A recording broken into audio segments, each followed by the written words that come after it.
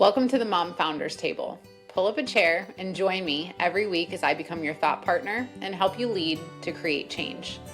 I'm your host, Kelsey Kenry, entrepreneur, millionaire mom of three, and strategic business coach for established mom entrepreneurs.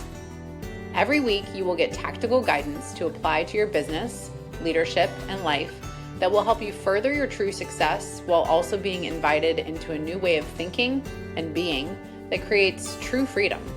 I'm here to call you out and call you up, so take a seat and let's begin. Did you know that you have one singular job to stay in business, regardless of your industry, regardless of who you are serving, regardless of how you're serving them? You have one thing that you must always do, and that thing is you have to be selling. The problem with this is that people believe that they are not salespeople. And the truth is that it's not that we aren't salespeople, it's that we're looking at sales with the wrong perspective. One of the greatest books that I've ever read is a book called Sales is Human. It's by Daniel Pink. We'll link that in the show notes for you. And I love this book because it really connects how selling is serving. And you may or may not heard that phrase before, but it's the truth. The things that we create do what? They solve a problem. And so if it's our job to solve a problem, if we're not selling to people, that means there are people with that problem that we aren't helping.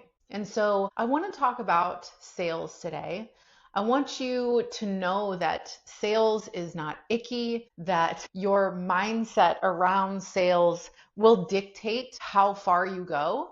And we're going to talk about the biggest thing that really does tank your sales potential. And this matters because if you're not selling, if you're not making sales, that's going to mean that you can't stay in business.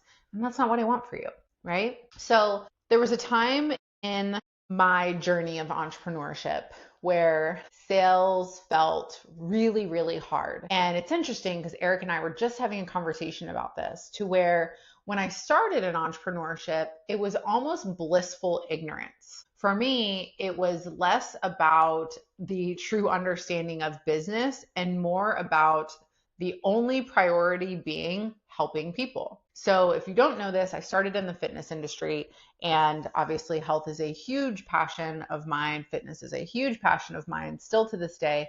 And I knew that going from somebody who did not take care of themselves to somebody who did, how important it was and how I felt forever changed because of the choices that I made. And so long story short, that's how I ended up becoming an entrepreneur, because I was like, everybody should feel this good. People are walking around feeling like shit, and it makes your life suck. And you adapt to that way of living.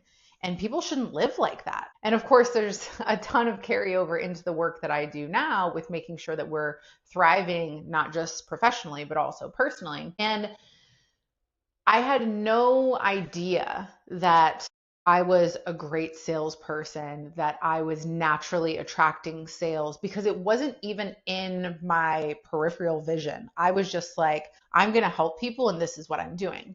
And so Eric and I were having a conversation about how, for so many years running the fitness company, running the gym, there was no scarcity, there was no lack, there was no even thinking about sales processes or selling more. It was just helping people. And then enter the comparison era, which if anybody ever tells you that they haven't compared themselves to somebody in their industry, they're definitely lying.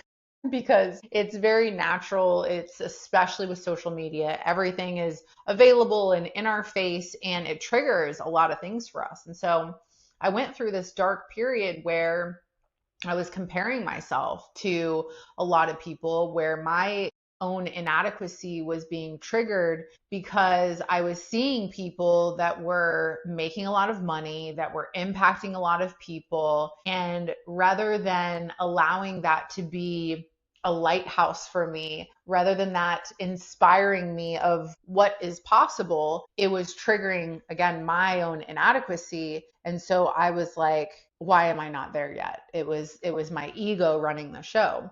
And so that turned into a few years of me really plateauing and not realizing that I was plateaued and I was pushing so hard for every single sale that I was making. I was completely consumed by my business and by chasing the next sale. And while I learned vital things during that period of my business, I also look back and I'm like, man, if only I had viewed sales differently. And then fast forward to now, to where I understand that it is my duty and my responsibility to solve the problem that is so rampant in women entrepreneurship, because women are not supposed to go through their lives feeling like shit.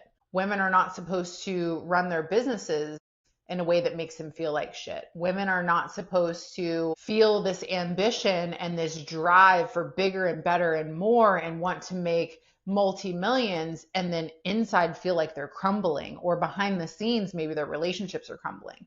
That is not the way that it's supposed to be. I know that it is my duty to help people grow differently. And I have to speak up about that. I have to be loud about that. I have to insert myself into conversations and say it doesn't have to be that way. And understanding that sales is service, and that when you are interacting with anybody around you, it's your duty to step up and say, I can help with that. Because otherwise, people suffer. People are suffering with that problem. And that's the truth of it, is that as much as it's fun to scale, to grow, to make a bunch of money, to launch things, to create, to honor that ambition that's in us, also the truth is that the bitterness, the resentment, the stress, the overwhelm, the anxiety, the insomnia, that for a lot of people has come as a package deal. And so women who are very successful externally are a lot of the time suffering behind the scenes. And that's why I've made it my mission to say, what if they felt as good as their businesses looked? What if I used my skill set and what I've applied to my own life to teach them how they can thrive behind the scenes while they're scaling? What if they can scale without losing their shit, yelling at their kids, feeling like they're working all the time? And so to me, it is my responsibility. And so when we think about sales and what is really tanking your potential, it is in our minds. It is what we believe about sales. It is what we think we know. It is us getting in our heads about how we will be perceived, even down to a follow-up process. People are so afraid of being annoying. And I'm like, if somebody's hurting, if they're having a hard time, if they're so overwhelmed, and you're expecting them to remember to also email you back or call you back, no, help them, reach out again. So I really want you to take that to heart today, of like remembering that you're solving a problem and it's your job and your responsibility. And I mean that in like the most healthy pressure way of like, this is your duty. This is what you've raised your hand and said, I am here to solve and do.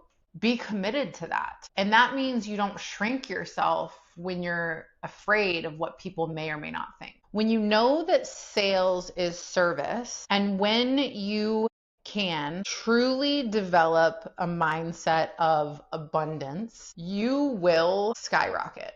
And not only that, it will feel so much different. Because really, the number one thing that's always going to take away from your sales potential is when you're selling from a place of desperation. When you're selling from a place of trying to prove to someone else that you're good enough, versus knowing and believing that it's the best solution for the problem. And this is why you have to first anchor yourself into this business solves this problem and I am responsible for solving that problem. And since that is my responsibility, I will not step back. I will not be quiet.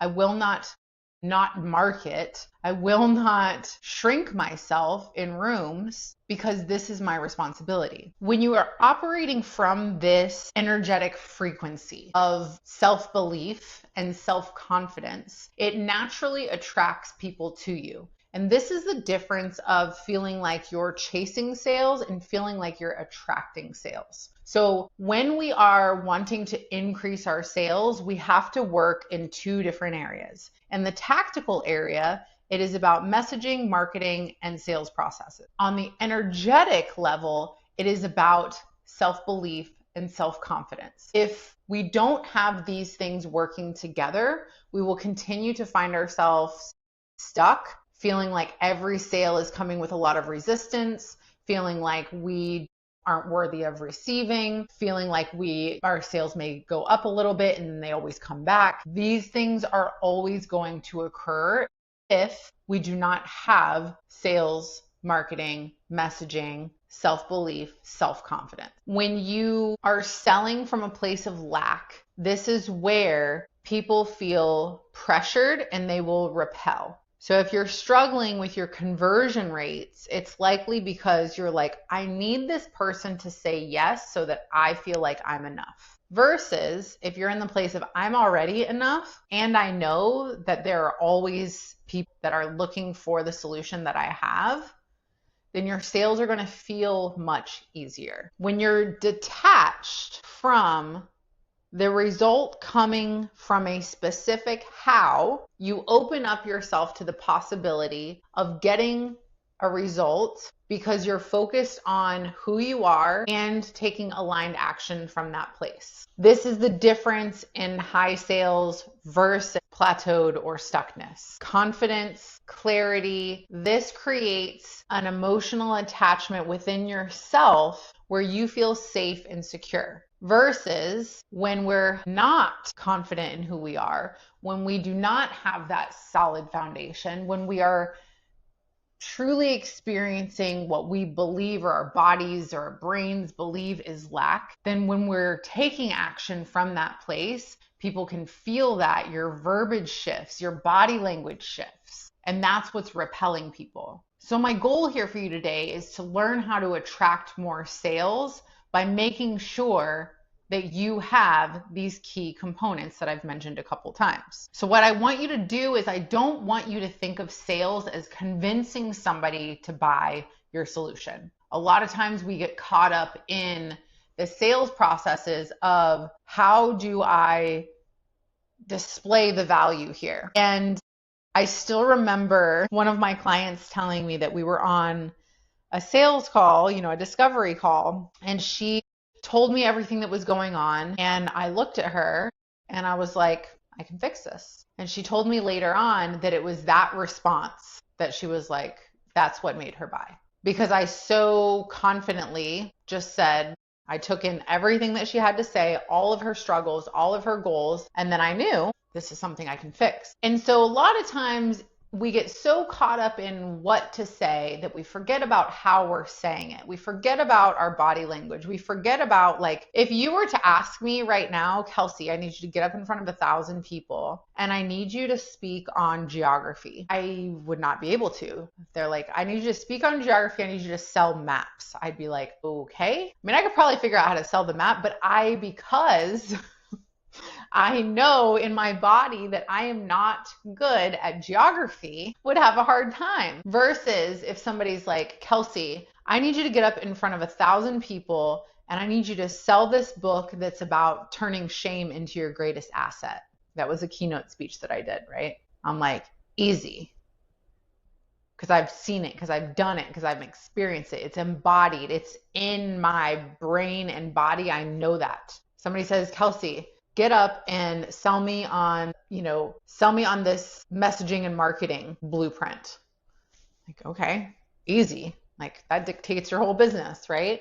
So it is really important that we close the confidence gap or any gaps that we have around our self-confidence usually by two things. Number one is outside of our skill set, doing things that make us feel our best. I don't have to wear makeup or get dressed. I am literally in my house. When I see my clients on Zoom, I don't have to have makeup on or have my hair done or put jewelry on or get dressed for the day.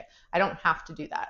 But I feel really good when I do. I don't have to get up at 5 a.m. and meditate and journal and read and work out, but I do because that is when I feel my best. So there's a lot of just self-confidence at the root that happens when we follow through on promises that we make to ourselves and when we do things that make us feel good. The second thing is inside your business.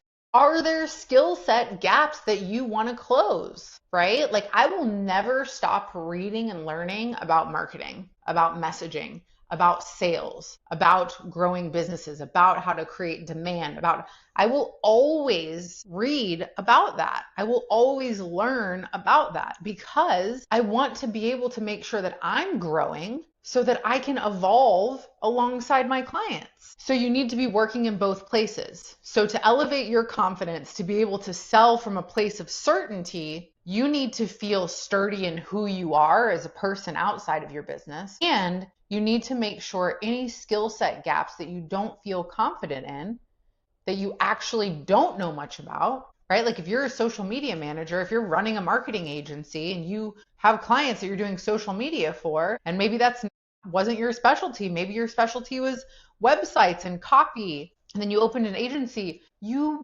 bet your ass that you better be at, social media conferences. You better be reading up on the Instagram trends, like all that stuff.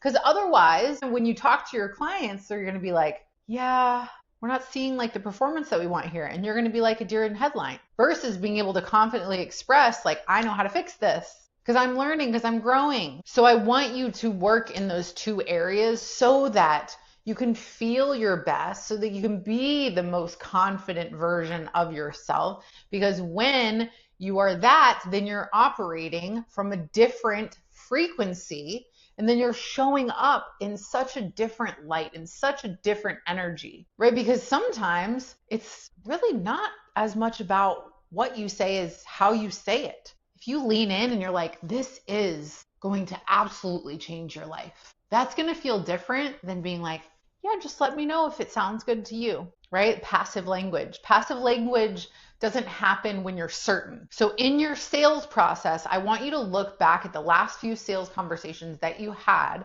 and I want you to think about what was the language that you were using? How did you show up to those calls or meetings? Were you trying to over-explain? Were you trying to over-justify? Were you trying to make sure that you were displaying the value so hard that you downplayed the value of it because you were trying to feed that back to yourself to make yourself believe it, right? Over-talking in sales is huge. And I've had multiple conversations, especially with my wellness clients who are selling care plans, my chiropractors, where I'm like, you guys are brilliant and you're so smart. And I love that you have all of this, medical jargon, if you will, but people don't know what the fuck that means. So tone it down and speak to the goals that they have, the desires that they have, and the pain points that they're dealing with, and put it in elementary language so that you're just telling them, hey, you're struggling with this. This is how we're going to fix it. This is what it looks like.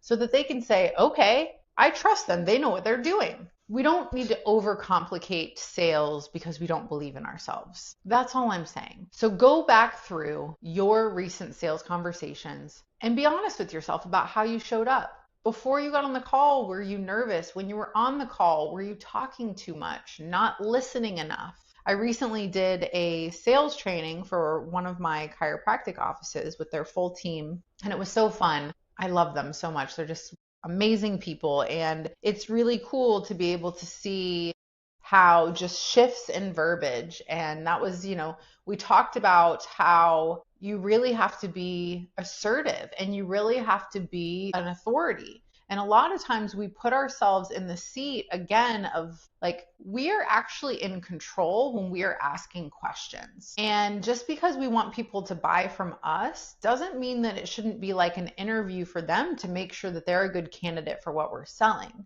And so sometimes we just need to reframe the way that we're looking at sales conversations. Because if we're approaching them with like, okay, I have to talk them into buying this thing, versus approaching it with, are they going to be a good fit for this? Are the problems that they're experiencing problems I solve? And are they going to be committed to this process? You would be so surprised that when you approach these conversations knowing that there will always be another sales conversation, that you believe so deeply in what you do that there are always sales coming into you, it shifts the way that you approach things. And so in this sales training, we talked about passive language. We talked about being the authority. We talked about really showing up and listening and making people feel seen, heard, and understood. This is making me realize I need to do like a whole episode just on sales and sales processes. But for today, what I want you to take away, once again, is that the biggest thing that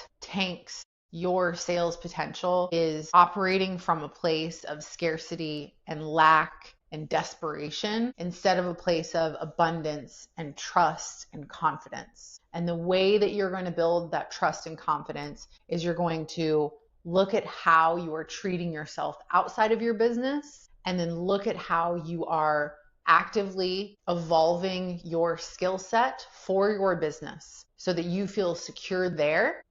And then you're going to work on an energetic level by challenging the thoughts that you have around lack or scarcity or belief in yourself, so that when you show up, when you speak, when you listen, you are moving from a place of certainty and knowing that you're not selling, you are serving. And if it feels like you have to chase every single client, if you know that you're really good at what you do, but it just feels hard, if you have said, I don't want to be pushy or salesy, but I do have really big goals for my sales numbers, this is exactly why I created Multiply. And Multiply is my 10-week sales accelerator.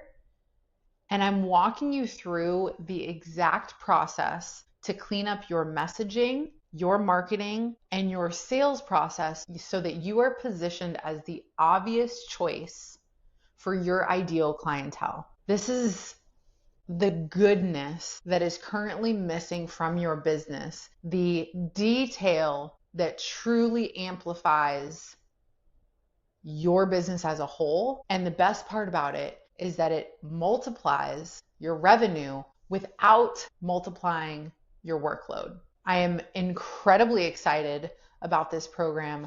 We are starting the week of October 7th, which I believe at the time of recording, that is going to be next week. And so if you are wanting to end the year with higher sales, this is going to be your exact roadmap to do it. And the best part is that you're doing these calls with me live in real time. I am taking you through all the nitty-gritty things. I have built out a curriculum that it's going to blow your fucking mind. So if you want to increase your sales and you want to work smarter, not harder, then I'm inviting you to step into Multiply. We have a payment plan, we have a paid in full bonus, and the link is going to be in the show notes for you. So if you're ready to stop chasing sales and start creating more consistent income and make a bigger impact with your work, the link is in the show notes. Join Multiply today.